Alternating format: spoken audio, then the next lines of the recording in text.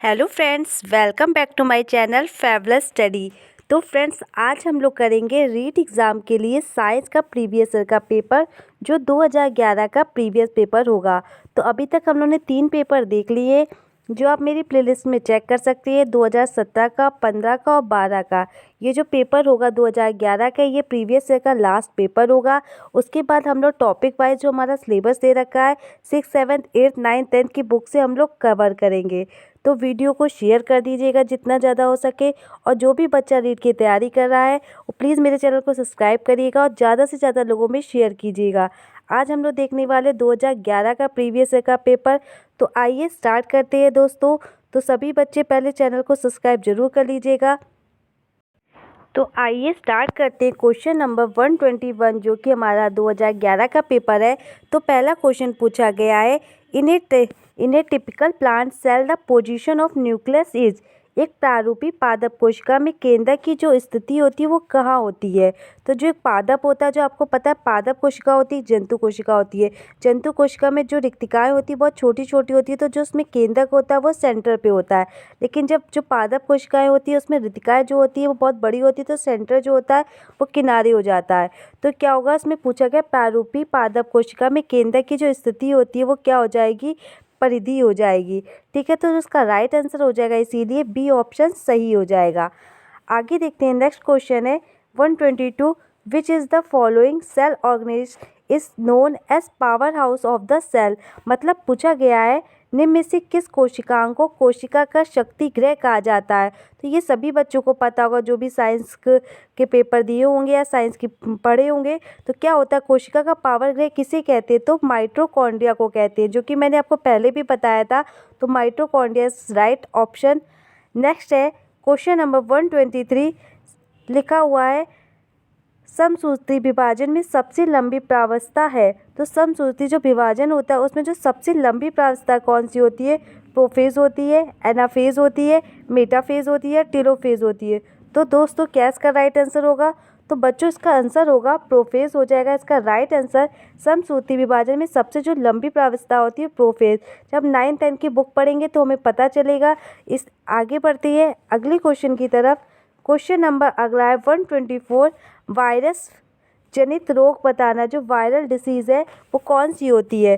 तो कोलरा भी नहीं होगी वायरल डिसीज़, क्योंकि वायरस नहीं होती है, बैक्टीरिया होती है। प्लेग भी नहीं है, टाइफाइड भी बैक्टीरिया हो गई। जो वायरस पूछा गया, तो वायरस किससे, पोलियो के द्वारा जो होता है, जो हमारे एक दूसरे से फैलता है, तो वो वायरस जनित रोग हो जाता है। तो पोलियो जो हो जाएगा इसका राइट आंसर हो जाएगा।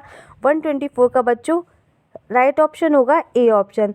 तो सभी बच्चे वीडियो को प्लीज़ शेयर कर दीजिएगा, और जो भी मैंने प्रीवियस ईयर के पेपर कराए सबसे पहले उन प्रीवियस ईयर के पेपर को जरूर देखिएगा, जिससे आपको एक आइडिया लग जाएगा। उसी के अकॉर्डिंग फिर हम लोग तैयारी करना शुरू करेंगे। तो वीडियो को शेयर करना मत भूलिएगा। नेक्स्ट क्वेश्चन है क्वेश्चन नंबर 125, लिखा हुआ है भोजन में निम्न में से किसकी कमी से रतौंधी रोग हो जाता है। तो नाइट ब्लाइंडनेस डिसीज़ होती है, वो भोजन में कौन सी जो कमी रह जाती है उसके कारण जो होता है नाइट ब्लाइंडनेस डिसीज़ हो जाती है।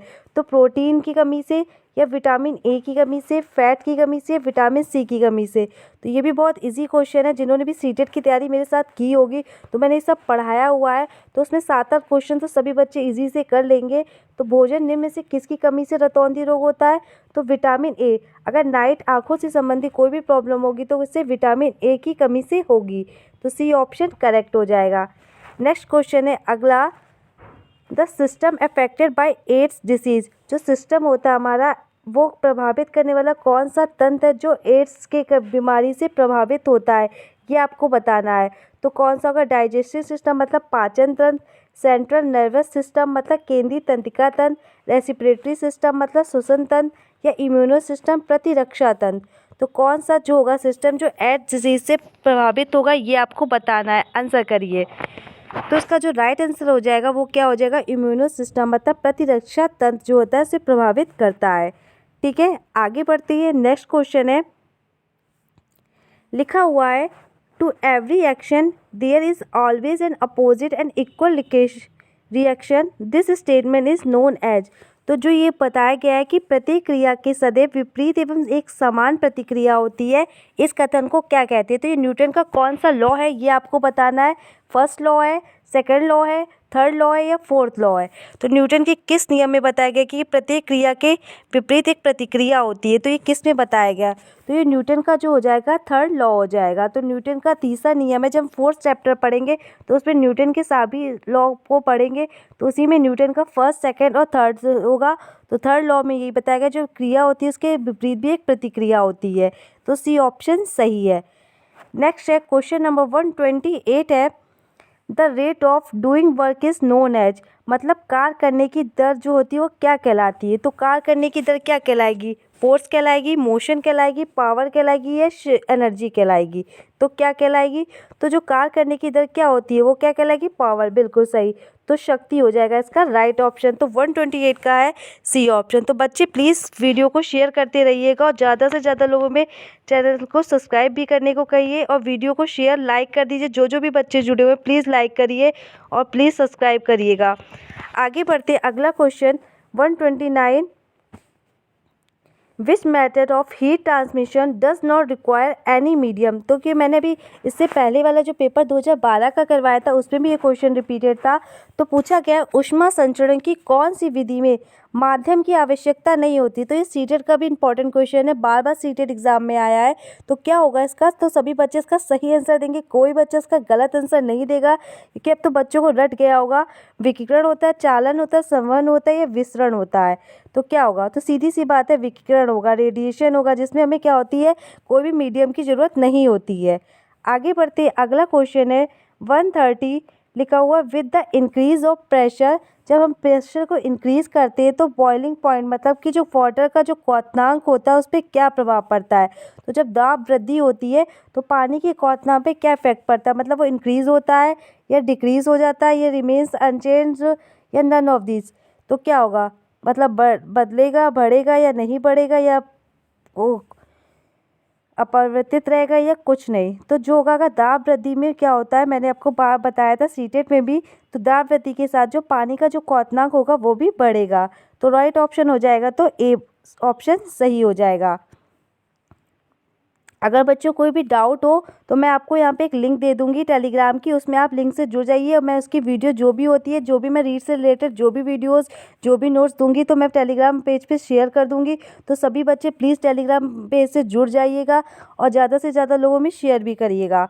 आगे है अगला क्वेश्चन है 131, property of sublimation is found of. तो प्रॉपर्टी बतानी है सब्लिमेशन का गुण पाया जाता है तो किस में पाया जाता है? सोडियम क्लोराइड में, कैल्शियम क्लोराइड में, अमोनियम क्लोराइड में या मैग्नीशियम क्लोराइड में? तो किस में ऊर्ध्वपातन का गुण पाया जाएगा? तो ऊर्ध्वपातन का जो गुण होता है वो पाया जाएगा अमोनियम क्लोराइड में। ठीक है, NaCl, NH4Cl। आगे बढ़ते हैं, 1 किलोग्राम पानी का 1 डिग्री सेल्सियस ताप बढ़ाने के लिए आवश्यक ऊष्मा होती है। तो हमें बतानी है heat required to increase 1 degree Celsius temperature of 1 kilogram water is. तो 1 कैलोरी, 100 कैलोरी, 10 कैलोरी या 1000 कैलोरी? तो क्या इसका आंसर होगा बच्चों? राइट ऑप्शन हो क्या होगा? तो आपको पता है कि 1 किलोग्राम पानी के लिए हमें कितने 4800 जूल चाहिए होता है कैलोरी। तो किसका जो राइट ऑप्शन बनेगा वो क्या बनेगा? कैलोरी में बताना है तो 1000 कैलोरी जो इसका हो जाएगा राइट ऑप्शन हो जाएगा अप्रॉक्स में। ठीक है, आगे बढ़ते हैं। अगला क्वेश्चन है image form by a convex spherical lens. तो बतानी है स्पेरिकल लेंस, आपको पता कॉन्वेक्स लेंस में एक उत्तल गोली दर्पण में प्रतिबिंब बनता है। सॉरी, इसमें प्रतिबिंब दे रखा है, इसमें लेंस दे रखा है। तो जो इसका ऑप्शन हो जाएगा, एक सेकेंड, तो इसमें जो आंसर है वो दर्पण, अगर लेंस होगा तो लेंस में क्या होता है आभासी भी बनता है, सीधा भी बनता है। तो उसमें दोनों ऑप्शन होंगे, जबकि इसमें ऑप्शन दे ही नहीं रखा। तो जो उसका क्वेश्चन है ये हिंदी में सही दे रखा है कि एक उत्तल गोली दर्पण में जो प्रतिबिंब बनता है वो कैसा बनता है? तो जो प्रतिबिंब बनेगा वो क्या बनेगा? आभासी बनेगा और सीधा बनेगा। और जो ऑप्शन है वो लेंस के अकॉर्डिंग तो कोई ऑप्शन दे नहीं रखा है, इसलिए जो हम आंसर मानेंगे वो हिंदी के अकॉर्डिंग मानेंगे। तो एक उत्तल गोली दर्पण में जो प्रतिबिंब होता है वो क्या होता है? आभासी और सीधा होता है। तो ये ऑप्शन राइट हो जाएगा। आगे है अगला क्वेश्चन, for an incident ray of light if mirror is rotated by an angle theta then reflected radiation rotate by an angle. मतलब कि जब एक आपतित किरण जो होती है प्रकाश की किरण यदि दर्पण पे क्या करती है वो थीटा कोण बनाती है। जब वो क्या बना रही है? थीटा कोण बना रही है। जब इसे घुमा दिया जाता है तो जो परिवर्तित जो किरण होगी वो घुमा के कौन सा कोण बनाएगी, ये आपको बताना है। तो याद रखिएगा जो हमेशा वो बनाएगी वो 2 थीटा बनाएगी, ठीक है। अगर वो थीटा बना रही है, जब उसको घुमा दिया जाएगा, जब कोई आपतित किरण आ रही है तो परिवर्तित किरण जो होगी वो 2 थीटा कोण बनाएगी। आगे बढ़ते हैं। नेक्स्ट क्वेश्चन है, दूरदृष्टि दोष के मरीज को चश्मा दिया जाता है। तो ये भी बहुत इजी सा क्वेश्चन है। दूरदृष्टि दोष के लिए किसका दिया जाता है, तो कॉन्वेक्स लेंस मतलब कि उत्तल लेंस का चश्मा दिया जाता है, ना कि अवतल लेंस। तो ये तीनों ऑप्शन गलत हो जाएंगे। तो उत्तल लेंस ऑप्शन जो हो जाएगा 135 का करेक्ट हो जाएगा। नेक्स्ट है क्वेश्चन 136, लिखा हुआ frequency of ultrasound is. Ultrasound की आपको आवृत्ति बतानी है, क्या होती है, लेस देन 20 हर्ट्ज होती है या 20 हर्ट्ज से 20,000 हर्ट्ज के बीच में होती है, 20 हर्ट्ज या 20,000 हर्ट्ज पे होती है, या 20,000 हर्ट्ज से अबव होती है। तो मैंने आपको बताया जो अल्ट्रासाउंड की जो फ्रीक्वेंसी होती है वो हमेशा 20,000 हर्ट्ज से अबव होती है। तो जो डी ऑप्शन हो जाएगा बच्चों, इसी के साथ हम लोग जाएंगे, तो डी ऑप्शन सही है। नेक्स्ट क्वेश्चन है, अगला क्वेश्चन है, ध्वनि का तारतम्य निर्भर करता है, मतलब जो पिच होती है वो किस पे निर्भर करती है। तो मैंने कितनी बार आपको इस सीटेट में बताया, सीटेट का फेवरेट क्वेश्चन है, बार बार आता है। जो त्वरित होता है वो किस पे, हमेशा फ्रिक्वेंसी पे करता है, आवृत्ति पे, ठीक है। याद रखिएगा क्या होगा, आवृत्ति पे निर्भर करता है। और जो प्रबलता होती है वो किस पे करती है, वो लाउडनेस जो होती है वो आयाम पे करती है। याद रखिएगा, हर पेपर में देखिए क्वेश्चन आ रहा है, तो बहुत हेल्पफुल कर रहा होगा। जिसने भी सीटेट की तैयारी की होगी उसके लिए पेपर बहुत ईजी हो रहा होगा। आगे बढ़ते हैं। अगला क्वेश्चन है 138, लिखा हुआ है, the number of magnetic lines of force passing through a given area is known as. जो given area is known as क्या कहलाता है, मैग्नेटिक इंडक्शन मतलब चुंबकीय प्रेरण, या मैग्नेटिक फ्लक्स मतलब चुंबकीय फ्लक्स, या मैग्नेटिक इंटेंसिटी मतलब चुंबकीय तीव्रता, या मैग्नेटिक मूवमेंट या चुंबकीय आघूर्ण। तो जो दिए गए छेद से गुजरने वाली चुंबकीय बल की जो रेखाओं की संख्या होती है वो क्या कहलाती है, वो चुंबकीय फ्लक्स कहलाती है। तो बच्चों परेशान ना हुए कि ये जो क्वेश्चन है 9th 10th की बुक से आए हुए हैं, तो मैं उसको सब करवाऊंगी, इसलिए आपको टेंशन लेने की कोई ज़रूरत नहीं है। आगे लिखा हुआ है, अगला क्वेश्चन है 140, 1 किलोवाट घंटा किसका मात्रक होता है। तो 1 किलोवाट जो होता है वो घंटा होगा आपका शक्ति का मात्रक हो जाएगा। तो राइट ऑप्शन हो जाएगा B option. If E not B the peak दे रखा है, यदि प्रत्यावर्ती धारा का शिखर और विद्युत वाहक बल दे रखा है ई नॉट, तो वर्ग माध्य विद्युत वाहक बल होगा, ये आपको बताना है। तो मैं इसको अभी आपको बस आंसर बता रही हूँ, जब हम लोग डिटेल में सिलेबस पढ़ेंगे तभी आपको ये समझ में आएगा। तो इसका जो आंसर हो जाएगा ई नॉट अपॉन √2 हो जाएगा, ठीक है। तो आगे बढ़ते हैं। अगला क्वेश्चन है, ये क्वेश्चन थोड़े टफ लेवल के आए थे, तो इसके लिए अब हम आपको चैप्टर जब करेंगे तो आपको एक आइडिया लग जाएगा। अगला क्वेश्चन है, detergent is a complex salt of. जो अपमार्जक होता है वो जटिल लवण किसका होता है। तो अपमार्जक आपको पता है ये किस में यूज़ होता है, कैल्शियम में होता है, मैग्नीशियम में होता है, कार्बन में होता है, सोडियम में। तो अपमार्जक का जो होता है लवण होता है वो किसका होता है, सीधी सी बात है सोडियम का होगा, ठीक है। जैसे साबुन हो गई अपमार्जक होगी तो किसमें सोडियम का यूज़ होता है ना। तो 142 का जो राइट ऑप्शन होगा वो ए ऑप्शन हो जाएगा। आगे बढ़ते, अगला क्वेश्चन है 143, जो कि मैंने आपको बताया कंप्यूटर से क्वेश्चन हमेशा आता है क्योंकि हमारे में चैप्टर दे रखा है। तो टेक्स्ट एवं तस्वीरों को भेजने के लिए किस उपकरण का उपयोग किया जाता है। जो हम डिवाइस यूज़ करते हैं सेंड मतलब टेक्स्ट करने के लिए और पिक्चर के लिए, तो क्या होती है वो, मतलब टेली प्रिंटर होती है, या टेलेक्स होती है, या फैक्स होती है, इनमें से कोई नहीं होती है। तो जो उसको यूज़ करते हैं हम तस्वीरों और टेक्स्ट को भेजने के लिए, तो वो जो हमारा डिवाइस होती है वो क्या कहलाती है, फैक्स कहलाती है। क्या होती है, फैक्स कहलाती है। तो मैं सब करा दूंगी, आप परेशान मत होइए, मैं बार बार कह रही हूँ, बस वीडियो को शेयर कर दीजिएगा, मैं पूरा आपको कंटेंट कराऊंगी। आगे अगला क्वेश्चन है, which of the following mixture of gas are use for welding of metals. मतलब धातु की वेल्डिंग के लिए निम्नलिखित में से किस गैस के मिश्रण का उपयोग किया जाता है। तो ऑक्सीजन और हाइड्रोजन, या ऑक्सीजन और मीथेन, या ऑक्सीजन और कार्बन डाई। जो इसका वेल्डिंग के लिए यूज़ किया जाता है वो किया जाता है ऑक्सीजन और एसिटिलीन, ठीक है। आगे बढ़ते हैं। अगला क्वेश्चन है, टंगस्टन तत्व का संकेताक्षर है। तो जो सिंबल बताना है कि टंगस्टन एलिमेंट का संकेताक्षर एलिमेंट कौन सा होगा। तो 145 का आंसर कीजिए, तो हो जाएगा, जब आप पीरियोडिक टेबल देखेंगे तो उसमें दे रखा है W होता है टंगस्टन तत्व का संकेताक्षर मतलब सिंबल। तो W ऑप्शन इज राइट। आगे बढ़ते हैं। सभी बच्चे प्लीज़ मेरे टेलीग्राम ग्रुप से जुड़ जाइएगा, और जो भी बच्चा नया है, कोई भी बच्चा, प्लीज़ वीडियो को लाइक करके जाइएगा और चैनल को सब्सक्राइब कर लीजिएगा। आपको बहुत हेल्प करने वाला है रीट एग्ज़ाम के लिए ये चैनल। आगे बढ़ते हैं, अगला क्वेश्चन है the gas responsible for global warming.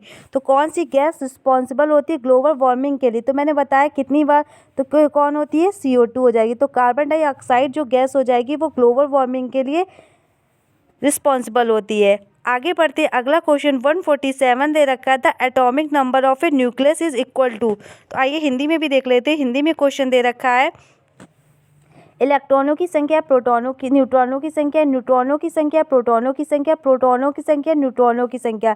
जब मैंने पिछली बार एक क्वेश्चन आया था इससे रिलेटेड तो मैंने आपको समझाया था जो परमाणु क्रमांक होता है वो किसके बराबर होता है? इलेक्ट्रॉन के बराबर होता है। और जो इलेक्ट्रॉन होता है वो प्रोटॉन के बराबर होता है। तो मैंने ये भी बताया आपको बार बार, दोनों क्या भाई भाई हैं। तो जब इलेक्ट्रॉन प्रोटॉन के बराबर हो गया और परमाणु क्रमांक इलेक्ट्रॉन के बराबर हो गया तो जो परमाणु क्रमांक किसके बराबर हो जाएगा? सीधी सी बात है, तो ये हो जाएगा प्रोटॉनों की संख्या के बराबर। तो इसका राइट ऑप्शन 147 का है सी ऑप्शन। कोई भी डाउट हो प्लीज़ मुझसे कमेंट बॉक्स में पूछ लीजिए। मैं बार बार कह रही हूँ, अगर आपको कोई भी डाउट हो रहा हो या कोई चीज़ समझ में ना आ रही तो वो आप मुझसे पूछ सकते हैं। आगे अगला क्वेश्चन है प्रयोगशाला में अन्न से जलने पर अधिक पानी से धोना चाहिए तथा वैसलीन लगाने से पूर्व निम्नलिखित में से कौन सा प्राथमिक उपचार करना चाहिए? तो वह कौन सा हम प्राथमिक उपचार कर सकते हैं? तो सोडियम बाइकार्बोनेट घोल से एवं पुनः पानी से धोना। तो यही हम लोग प्राथमिक उपचार कर सकते हैं। तो राइट ऑप्शन होगा ए ऑप्शन। तो B, C, D तीनों ऑप्शन गलत हो जाएंगे। नेक्स्ट क्वेश्चन है अगला 149। आपने एक चीज़ देखी होगी इस पेपर में पेडोलॉजी बिल्कुल नहीं आई है। देखिए सारे जो क्वेश्चंस आए हैं वो हमारे साइंस से रिलेटेड और क्वेश्चन कुछ हाई लेवल के भी आए हैं।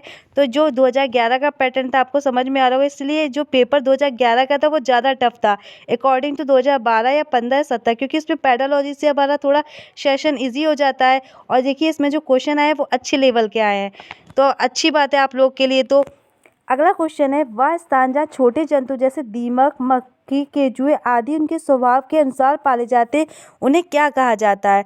टेरेटियम, जल जीवशाला या संग्रहालय या वन। तो क्या कहलाएंगे वो? टेरेट्रियम। तो सी ऑप्शन सही हो जाएगा। नेक्स्ट है एक लास्ट में क्वेश्चन पेडोलॉजी का है निम्न में से कौन सा कथन सही नहीं है? आपको ये बताना है। शिक्षा कार्यक्रम में उद्देश्य दिशा निर्देशन का कार्य करता है, बिल्कुल। तो ये राइट स्टेटमेंट है। केवल विद्यालय कार्यक्रम द्वारा उद्देश्य प्राप्त नहीं कर सकते, बिल्कुल।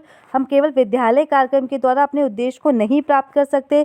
प्राप्त उद्देश्य विद्यालय कार्यक्रम द्वारा किए जा सकते हैं, हाँ बिल्कुल। प्राप्त जो हमारे ऑब्जेक्टिव होते हैं वो can achieve by school programme, बिल्कुल ये भी स्टेटमेंट सही बता रहा है। अगला उद्देश्य एवं प्राप्त उद्देश्य समान है, तो ये जो है गलत हो जाएगा। जो हमारे एम्स और ऑब्जेक्टिव है वो सेम नहीं है। तो जो ऑप्शन इसमें पूछा गया था कि कौन सा गलत है, तो यही ऑप्शन सही होगा। तो दोस्तों हम लोगों ने सारे प्रीवियस ईयर के पेपर कर लिए हैं। हम लोगों ने, अगर आपने कोई भी प्रीवियस ईयर का पेपर ना दे रखा हो तो मैंने एक प्लेलिस्ट बना दी है, REET exam science previous year paper करके डाल के लेवल 2 आप डालेंगे तो आपको चारों जो पेपर आए हैं वो मैंने बाकायदा सब करवा दिया। अगर उसमें भी कोई डाउट हो तो आप मुझसे पूछ सकते हैं। अब इसके बाद हम लोग क्या करेंगे, जो हमारा सिलेबस रीट के एग्ज़ाम की तरह जो राजस्थान बोर्ड से आया है उसको हम अकॉर्डिंग टॉपिक वाइज जो जो आपके लिए होगा मैं वो आपको करवाऊंगी। तो सभी बच्चे प्लीज़ चैनल से बने रहिएगा, मैं पूरी प्रॉपर तैयारी कराऊंगी। Thank you for watching. Thank you friends, मिलते हैं नेक्स्ट वीडियो में।